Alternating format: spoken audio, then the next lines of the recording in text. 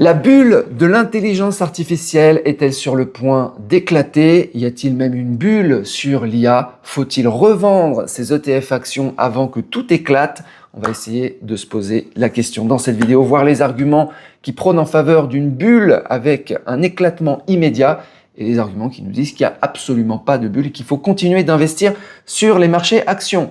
Décision qui est la vôtre. Cette vidéo n'est pas un conseil en investissement, mais décision très importante puisque si vous êtes investi en particulier sur des ETF S&P 500, des ETF MSCI World, encore pire, des ETF Nasdaq qui sont très orientés tech, eh bien, s'il y a une bulle, on va être impacté de façon extrêmement violente, surtout parce que on compare en fait ce qui est en train de se passer aujourd'hui, cette fameuse bulle de l'IA, si elle existe évidemment, à la bulle des techs dans les années 2000. Je vous rappelle ce qui s'est passé, bulle des techs et .com, Internet, moins 50% sur les ETF S&P 500, moins 80% sur le Nasdaq. Moins 50%, ça veut dire que vous divisez par 2 la valorisation de votre portefeuille action si vous êtes investi sur les actions américaines.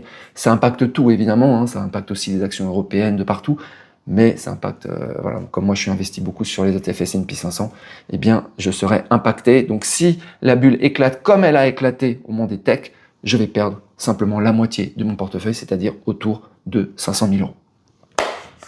Ça fait mal quand même. Voilà, et donc en fin de vidéo, je vais vous dire ce que je vais faire, sachant que en général ce que je fais, il faut faire l'inverse. Alors, on est bon. Les arguments en faveur de la bulle de l'IA. Donc là, en faveur de la bulle de l'IA, ça veut dire qu'il y a une bulle de l'IA qui va éclater et ça veut dire qu'il faudrait revendre ou réduire son exposition au marché action. Alors, premier argument qui revient beaucoup, c'est les valorisations exorbitantes des boîtes de l'IA qui n'ont pas de modèle économique clair, c'est-à-dire qu'elles ne gagnent pas d'argent ou très peu d'argent. Elles lèvent des centaines de millions, donc valorisation excessive, endettement excessif, des startups sans chiffre d'affaires. Donc on est comme au moment des techs. Alors je vais vous donner quelques éléments, quelques boîtes, et vous allez voir, il y a des facteurs multiplicatifs entre la valorisation et le chiffre d'affaires, c'est indécent. On est au même niveau que les techs qui avaient éclaté en 2000-2002. Alors, Mistral AI, donc levée de 1,7 milliard en 2025, valorisation autour de 11 milliards, et pourtant, elle ne gagne presque rien. 100 millions de dollars. Alors attention, vous allez me dire, ouais mais Marc c'est normal, c'est une nouvelle technologie, ça va venir plus tard, etc. On est d'accord là-dessus. Ça on le verra dans les arguments pour dire qu'il n'y a pas de bulle de l'IA. Mais quand même, à un moment donné, je veux dire, faut retourner à la réalité. Donc il y a des facteurs multiplicatifs. Ça tient jusqu'à ce que ça casse. Et là, 100 millions de dollars de chiffre d'affaires pour une valorisation de 11 milliards, on a une déconnexion totale entre ce qu'elle rapporte. Elle rapporte rien de toute façon parce qu'il n'y a pas de bénéfice encore, mais elle fait quelques ventes. Mais simplement entre les ventes et la valorisation, c'est du délire total. Et les gens, les investisseurs sont là, 1,7 milliard investis. Donc ça c'est Mistral AI. Perplexity qui vient de lever 200 millions de dollars, valorisé autour de 20 milliards de dollars. Rien que vous entendez, est-ce que c'est difficile, c'est des chiffres comme ça, millions, milliards, centaines, on comprend rien, ok? Mais juste entendez milliards, millions, ok? Pour voir le facteur multiplicatif. Donc 20 milliards de dollars donc de valorisation pour rien, elle gagne rien. 80 millions de dollars en 2024. Zéro. Grok, 750 millions de dollars de levée de fonds, valorisation autour de 6,9 millions de dollars, et elle ne gagne rien. 3 millions de dollars de chiffre d'affaires. Zéro. Donc c'est quasiment zéro par rapport à la valorisation. Donc là, c'est vraiment, on est au niveau des techs. Cognition AI, elles sont toutes comme ça. 400 millions de dollars de levée de fonds, valorisation autour de 10 milliards. Et combien ils gagnent, on ne sait même pas. Publication, ils ne publient rien. Donc quand ils ne publient rien, ça veut dire que c'est zéro. Donc zéro. Celestial AI, 250 millions de dollars de levée de fonds, valorisation 2,5 milliards. Pas de chiffre d'affaires, pas de vente, on comprend rien. C'est-à-dire qu'il n'y a même pas, des fois il n'y a même pas de modèle économique. D'ailleurs ils nous disent, il y a des gens qui disent, on ne sait même pas comment on va gagner de l'argent. On ne sait même pas ce qu'on va vendre. Des abonnements à ChatGPT, on ne sait pas. Ils ne savent pas. Ils disent même, on verra plus tard. Question anecdotique. Même à un moment donné, les chiffres, il faut les payer les data centers, il faut les payer les serveurs, il faut les payer les processeurs Nvidia et compagnie.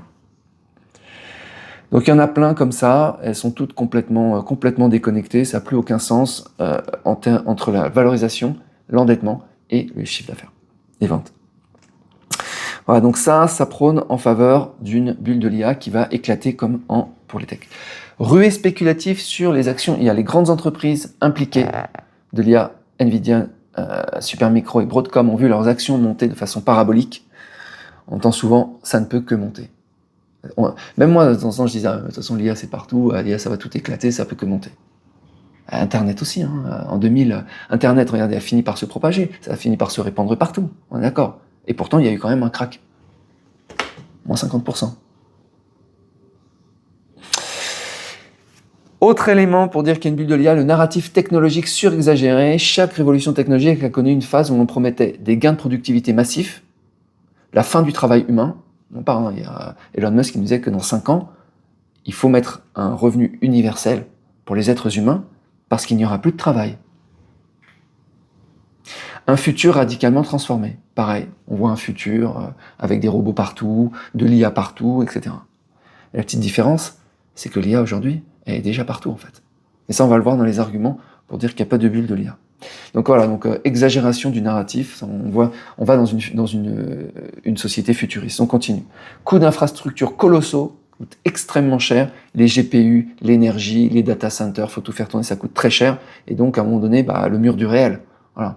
C'est pas juste des promesses, c'est pas juste l'enthousiasme, ça va être génial, etc. Si ça rapporte rien et qu'on doit payer de l'énergie des GPU et compagnie, à un moment donné, ça fait faillite, c'est tout, comme n'importe quelle entreprise qui a vu trop gros.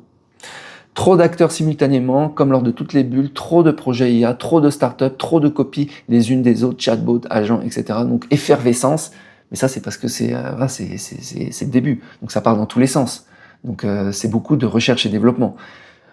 Mais à un moment donné, la majorité de ces boîtes vont faire faillite. Voilà. Comme on a vu dans les boîtes de tech, la quasi-totalité ont disparu. Tu prends regardez ne serait-ce que les moteurs de recherche, ils ont tous disparu. Les Lycos, les AltaVista, Yahoo qui survit, qui a plus de part de marché, tout a disparu. Risque de surcapacité. Enfin, tout a disparu, et puis les gros ont continué. Il reste Google Search par exemple, qui a avalé tout le monde. Donc là, moi, j'ai pas trop d'inquiétude là-dessus. De dire que les petits vont mourir, enfin, je m'en fous, puisque moi, je suis investi sur le S&P 500, les 500 plus grosses boîtes du monde. Donc, si c'est gros, ça perdure, ça avale les petits, et la techno continue. Donc là, je suis pas trop bon. Risque de surcapacité, une fois les géants installés, OpenAI, Anthropic, Google, Meta, beaucoup de petits acteurs pourraient ne plus exister. Ouais, ok, ça me va, mais je serai pas impacté. Moi, S&P 500 ne sera pas impacté. Parce que c'est les 500 plus grosses boîtes. Donc il restera les 7 plus grosses boîtes, les 7 magnifiques, les 7 fantastiques. Les investissements actuels anticipent le marché qui sera probablement fortement consolidé. Alors les arguments contre maintenant, pour dire qu'il n'y a pas de bulle de l'IA. C'est une véritable révolution technologique, comme Internet en 1995. Donc là, Internet était une révolution. Okay. Bon, après, Internet c'était une révolution, il y a quand même eu un crack en 2000. Okay. Contrairement à certaines bulles, l'IA a déjà un usage massif. Ça c'est vrai. Au début d'Internet, il n'y a pas d'usage massif. Okay. Usage massif dans énormément de domaines, ça s'est propagé partout, la finance, la médecine, l'informatique, tout partout. Elle génère déjà de la valeur.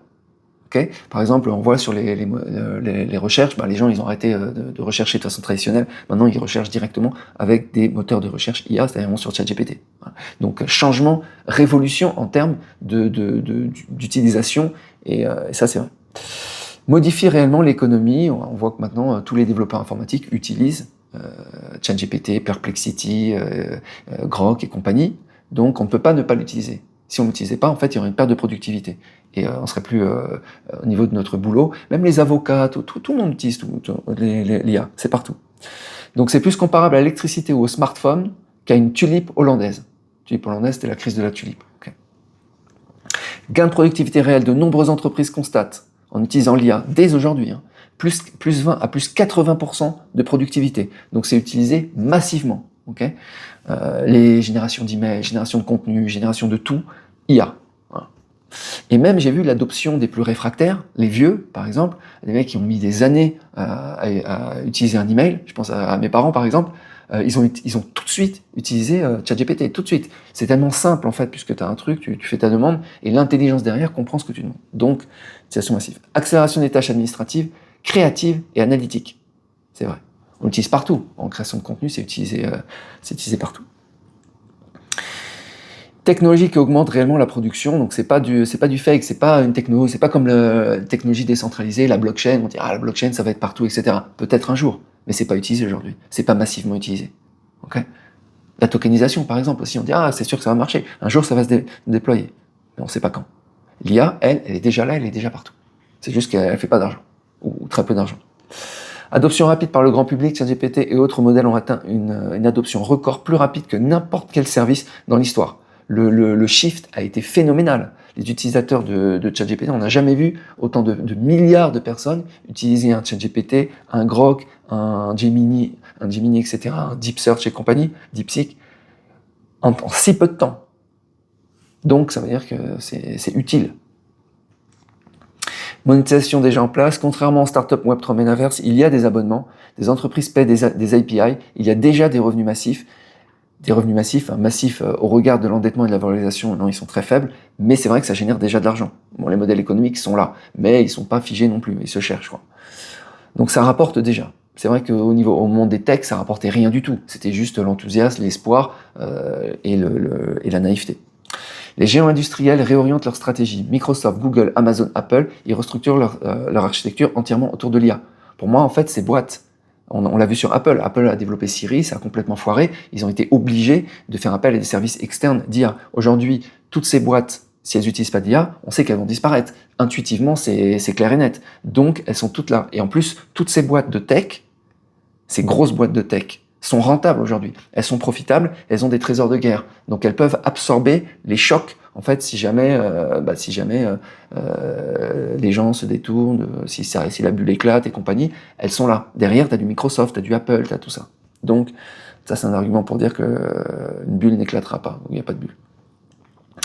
Les besoins en IA ne font qu'augmenter, les volumes de données, les demandes d'automatisation, l'économie des services en ligne, tous les signaux montrent une courbe ascendante et pas artificielle. Pareil, moi dans mon utilisation, j'ai vu, tout le monde utilise de plus en plus de l'IA à tous les niveaux pour ses besoins personnels, pour ses besoins professionnels. Donc on veut de l'IA. Il n'y a pas de question là-dessus. On ne reviendra pas en arrière. On ne reviendra pas en arrière d'Internet non plus. Voilà, donc il y a des similarités avec la bulle Internet, donc clairement. Surtout, moi je suis inquiet en fait au niveau des valorisations qui sont complètement déconnectées des ventes, etc. Les business models un peu brumeux, tout ça. Mais au final, je reste en fait convaincu qu'on est dans un changement de paradigme, une disruption, une transformation de la société. Donc peut-être que je suis naïf, peut-être que je suis trop enthousiaste. Je pense pas qu'il y a de bulle, je pense qu'il y a un hype dessus. Maintenant, est-ce que il va y avoir une phase de consolidation? Est-ce que ça va ou est-ce que tout va éclater d'un coup et repartir? Mais dans tous les cas, de toute façon, après, voilà, ça serait dommage de se prendre moins 50% dans la tronche, mais dans tous les cas, ça ne peut que remonter. Voilà.